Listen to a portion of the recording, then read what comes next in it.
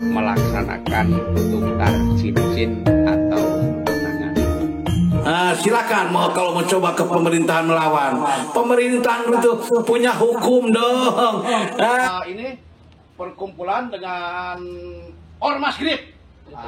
Atas dengan Ormas Grip. Nah, gitu kan.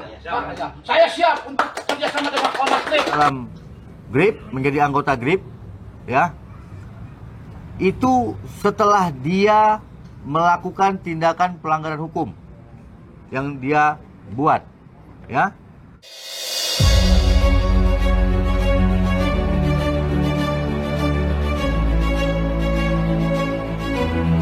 Halo guys, selamat datang kembali di channel Dani TV. Terima kasih buat kalian yang sudah klik video ini. Dan apa kabar? Mudah-mudahan selalu dalam keadaan sehat ya. Ada banyak berita ya tentang Kang Deddy Mulyadi. Setelah kemarin ramai Kang Deddy Mulyadi belum bayar pajak atau pajak nunggak, dan di sini juga ada Kang Deddy Mulyadi tunangan, terus ada Paku Edan klarifikasi ke Ormas Grip ya. Oke, kita ke video pertama. Oke guys, di sini ada beredar narasi bahwa KDM Kang Deddy Mulyadi sudah melamar Ayu Ting Ting seperti dinarasikan oleh Presiden Nia di akun TikTok. Ini hoax apa benar ya? Oke, kita tonton dulu videonya. Tanggal 20 April 2025 kemarin, kebahagiaan tengah meliputi pasangan yang lagi naik daun, yaitu Kang Deddy Mulyadi, Gubernur Jawa Barat, dan artis papan atas Ayu Ting Ting lagi melaksanakan tukar cincin atau tunangan. Saya sebagai warga Jawa Barat, tentunya saya menyampaikan selamat Bapak Gubernurku Kang Deddy Mulyadi, Gubernur Ayu, dan begitu juga untuk Mbak Ayu Ting Ting. Mudah-mudahan bisa menjadi pasangan yang sakinah, mawaddah, warohmah setelah nanti melangsungkan ijab kabul. Dari Presiden Nia dari Bogor, Jawa Barat. Bogor, Presiden Nia, definisi nonton berita tanpa berdampingan, makanya di cross check. Hoax bukan apa gak? Hoax bukan Pak, jangan main kondangan aja. Ini benar atau tidak nih sebenarnya? Ini kayaknya mau cari panggung ya. Kalau dilihat dari videonya sih ini benar-benar pakai AI ya. Ada-ada aja nih netizen. Ini kalau beritanya sampai bujur nih rame banget ya. Cari-cari kesalahan nantinya. Ya, kita lanjut. Grip cina diserang cina Bapak Aing. Wah bisa sia Grip ngalawan ke pemerintah. Pemerintah ujung tombak pemerintahan, ujung tombak pengamanan teh di waktu pemerintah. Ini awalnya benar-benar saya juga yang ngerasa wah ini benar nih gue ada nih, dia berani ya. Tapi akhirnya nih di sini ada kue dan verifikasi, bukan verifikasi mungkin ya, klarifikasi dengan Ormas Grip Jaya atas kesalahpahaman. Tuh nih kue dan kenapa jadi ciut ya? Ya kita play. Oh ya siap. Oke siap. Oh action. udah siap. Assalamualaikum warahmatullahi wabarakatuh. Nih saya kepala desa Saguling alias Kuedan. Alhamdulillah sekarang sudah ada ini perkumpulan dengan Ormas Grip. Atas kejadian kemarin yang saya live ya, atas kejadian kemarin yang saya live itu kesalahpahaman ya, kesalahpahaman. Karena ketika saya live ada yang ngomen-ngomen yang tidak benar tuh, yang tidak bertanggung jawab kepada Ormas Grip. Nah, Ormas Grip. Makanya saya ketika saya itu kepancing karena menjelek-jelekan atas nama pemerintahan. Nah, sekarang sudah diverifikasi ya dengan Ormas Grip. Alhamdulillah itu kesalahpahaman. Makanya saya minta maaf kepada Ormas Grip ya. Saya juga tidak tahu Grip-Grip itu apa. Ormas Grip cuma di komen ada Ormas Grip gitu. Makanya saya sempat emosi. Nah, saya sekarang melakukan verifikasi ya. Minta maaf kepada semua Indonesia, khususnya Jawa Barat, saya atas kehilapan dan kesalahan. Ayo kita sekarang kerjasama dengan Ormas Grip. Nah, gitu Kang. Saya siap untuk kerjasama dengan Ormas Grip. Ormas Grip pokoknya mah bagus, siap, lanjutkan perjuangan Ormas Grip. Siap. Apa Kang? Grip. Jaya. Grip. Jaya. Maksudnya perjuangan apa Pak Kuwu? Terima kasih Pak Kuwu ya, terkait klarifikasi dari Pak Kuwu. Alhamdulillah kami perwakilan Grip Jaya DPC Ciamis sekarang bisa ketemu dengan Pak Kuwu, bersilaturahmi dan menyampaikan klarifikasi atas video viral yang sekarang sedang beredar terkait masalah organisasi. Terima kasih juga Pak Kuwu berkenan itu berkomunikasi dan berklarifikasi. Kita sangat antusias apa yang disampaikan Pak Kuwu dan mudah-mudahan ini menjadi hikmah ke depan, menjadi pembelajaran dan khususnya kita menguatkan, mengkeratkan dan menjaga kondusivitas khususnya di wilayah Kabupaten Ciamis. Sekali lagi terima kasih. Mudah-mudahan kita organisasi Grip khusus di wilayah Kabupaten Ciamis bisa bersinergis khususnya dengan pemerintahan kabupaten dan desa Saguling yang ada di wilayah Kabupaten Ciamis. Gitu. Terima kasih. Ini silakan. Siap. Ormas Grip. Jaya. Grip. Jaya. Jaya. Jaya. Siap. Kasih. Dan cukup mikrofon. Ya. Oh ya. Duh, Pak Kuwu Edan. Pemirsa, viral di media sosial, mobil mewah Lexus LX 600 milik Gubernur Jawa Barat Deddy Mulyadi menunggak pajak hingga menyentuh angka 42 juta rupiah. Pemerintah Provinsi Jawa Barat pun akhirnya buka suara soal tunggakan pajak kendaraan mewah milik Deddy Mulyadi. Mobil mewah Lexus LX 600 bernomor polisi B2600 SME dengan harga pasaran hingga 1,9 miliar rupiah tersebut. Diketahui STNK-nya masih berlaku hingga 19 Januari 2029. Namun, status pajak kendaraannya sudah melewati jatuh tempo pada 19 Januari 2025. Hal ini menjadi sorotan dari berbagai kalangan, mengingat kebijakan Deddy Mulyadi sebagai kepala daerah yang memutihkan pajak kendaraan di Jawa Barat. Menanggapi hal tersebut, Sekretaris Daerah Jawa Barat Herman Suryatman menyebut bahwa kendaraan tersebut dalam proses mutasi dari plat kendaraan Jakarta ke plat kendaraan Jawa Barat. Sementara lewat unggahan media sosial, Deddy mengatakan tak elok jika Gubernur Jawa Barat memakai mobil dengan plat nomor B atau Jabodetabek. Karena itu, kendaraan tersebut sedang dalam proses mutasi agar nantinya dapat membayar pajak di Jawa Barat. Mobil mewah Kang Deddy Mulyadi nunggak pajak capai 42 juta. Apa? Kang Deddy Mulyadi punya mobil Lexus nunggak pajak 40 juta. Ya Allah. Tapi Kang Deddy itu menyuruh rakyat Jabar untuk taat bayar pajak. Kang Deddy kok nggak bayar pajak sih? Padahal itu pajaknya itu jatuh temponya 19 Januari 2025. Januari, Februari, Maret, April. Aduh, udah 3 bulan ya. Nggak bayar-bayar. Ayo Kang Deddy. Jadi Kang Deddy itu beralasan. Katanya mobilnya itu plat nomor Jakarta. Nggak elok tuh kalau dipakai di Jabar karena plat Jakarta. Sementara Pak Deddy kan seorang gubernur ya. Jadi kendaraan itu sekarang lagi proses mutasi katanya ke Jabar, plat Jabar. Jadi yang di Jakarta nggak dibayar. Dan proses itu juga dilakukan oleh leasing karena mobilnya masih kredit seperti itu katanya sih. Tapi masa sih pengurusan mutasi sampai 3 bulan ya?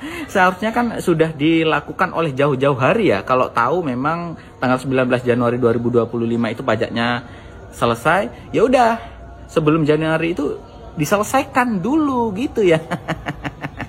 Mungkin karena ketahuan akhirnya klarifikasi gitu ya. Udah. Ini saya kalau ngomongin Kang Deddy Mulyadi pasti saya diserang ini oleh orang-orangnya. Padahal saya mengungkapkan sesuatu yang fakta, sesuatu yang asli ya. Kalau memang niat, kenapa nggak dari dulu saja dimutasi ke Jabar gitu loh ya? Kenapa udah 3 bulan lebih loh nggak dimutasi-mutasi? Udah gitu aja, nanti aku diserang ini ya. Lain. Los itu bukan tunggakan pajak, jadi ceritanya begini. Mobil itu kan atas nama orang lain, ya kan, yang domisilinya di Jakarta. Kemudian saya itu selalu punya komitmen bahwa harus nomornya harus nomor Jawa Barat. Makanya saya tanya, Kalau dipindahin nomor Jawa Barat bisa enggak? Bisa Pak, harus prosesnya mutasi kan. Tetapi karena ini masih atas nama orang lain, prosesnya agak lama, harus melalui mekanisme leasing, tidak bisa saya langsung. Berapa sih jumlah biaya segala macam lah, lumayan tuh, agak lumayan, udah hampir 70 juta itu, pajak, kemudian cabut berkas segala macam, saya nggak tahu banyak istilahnya, dan itu sudah saya bayar, cuman mutasinya belum bisa dilakukan, mungkin ya seminggu atau 2 minggu ke depan, karena saya tidak pernah mau menggunakan kekuasaan ini untuk urusan pribadi. Maka saya tuh tidak cerita sama siapapun, sehingga kemarin PLT Bapenda Jabar telepon saya, Pak kenapa nggak minta bantuan? Ini kan urusan pribadi bukan urusan pemerintah, gitu loh. Udah deh Pak, saya teleponin, tapi saya bilang jangan dikurangin biayanya, saya harus tetap bayar sebagaimana kewajiban saya karena saya sudah bayar. Nih dengerin ya dari Kang Deddy Mulyadi. Sebenarnya pajak itu udah dibayar, tapi mungkin ya tahulah ya kalian juga, untuk pengurusan mutasi itu sangat lambat ya, lama banget. Dan untuk para media yang mungkin sangat sulit ya untuk mencari kesalahan, ini kayaknya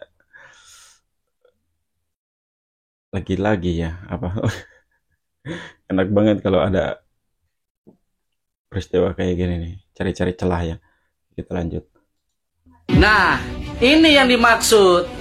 Jadi pemimpin setingkat gubernur itu bukan lagi hanya sekedar ngonten untuk mendapatkan perhatian dari publik. Pemimpin setingkat gubernur harus benar-benar bekerja, yang membuat kinerjanya itu dirasakan oleh seluruh rakyat di daerah yang dia pimpin. Contohnya mengentaskan kemiskinan, membuka lapangan pekerjaan. Itu semua bisa dilakukan dengan hal-hal konkret, bukan hanya sekedar ngonten. Apakah dari dia membuat konten itu bisa mengentaskan kemiskinan, bisa membuat lapangan pekerjaan itu jadi terbuka lebar di daerah terpimpinnya? Impossible.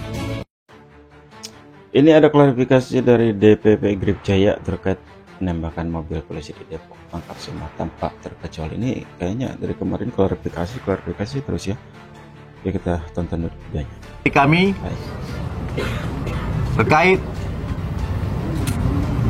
yang sesungguhnya, terkait oknum-oknum yang melakukan pembakaran atau melakukan tindakan pelanggaran hukum yang terjadi di Depok pada saat aparat kepolisian sedang melaksanakan tugasnya melakukan penangkapan terhadap pelaku pelanggaran hukum, yaitu saudara Tony Simanjuntak.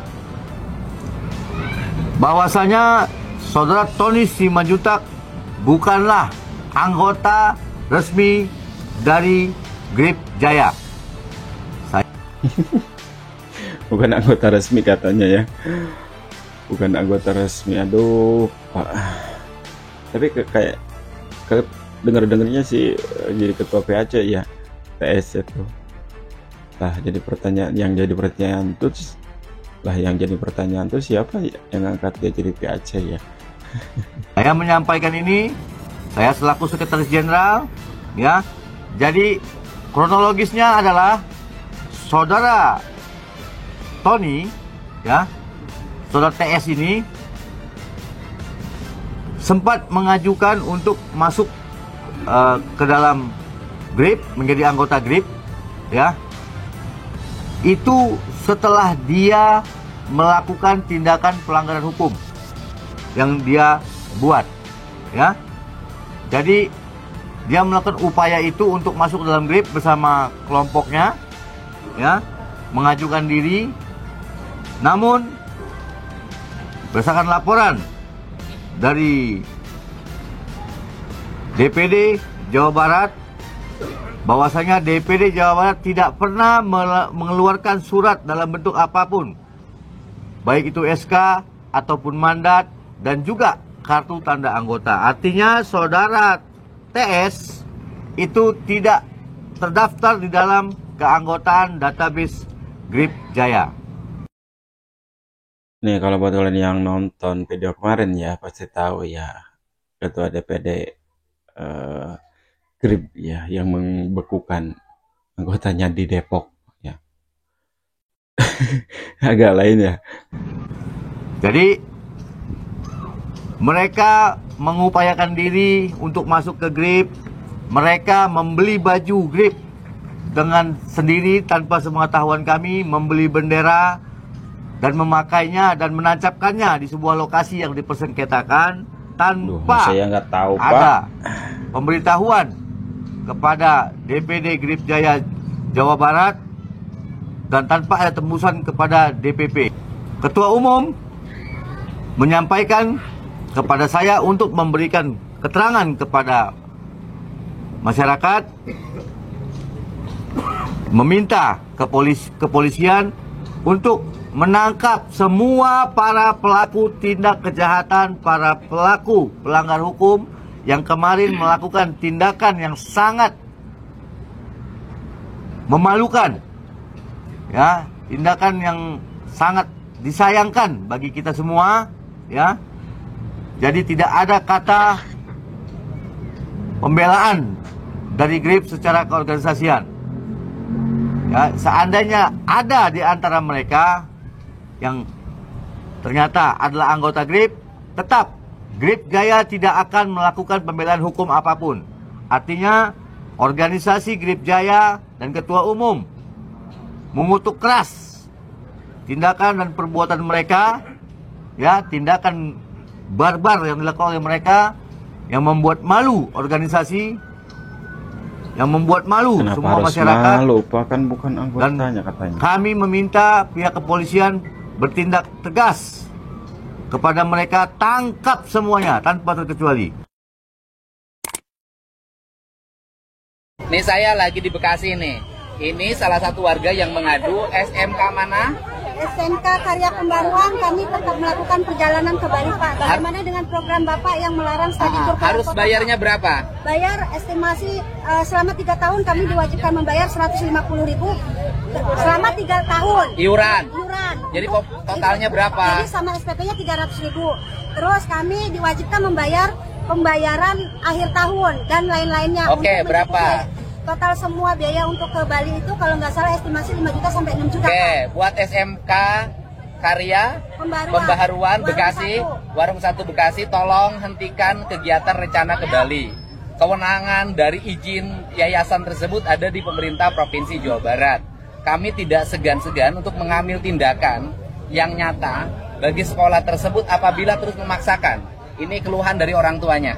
Ya Bu ya? Iya Pak, betul ya, Pak. Ibu terbebani kan? Kami terbebani, Merasa Pak. berat kan? Berat Pak. Oke, nanti hari ini juga saya akan minta Kepala Dinas Pendidikan Provinsi Jawa Barat PLT-nya untuk telepon kepala sekolahnya. Iya Pak, justru untuk kami menghentikan sudah kegiatan. rapat Pak, tapi Ya. pihak sekolah mengabaikan Pak. Oke, terima kasih ya. Baik.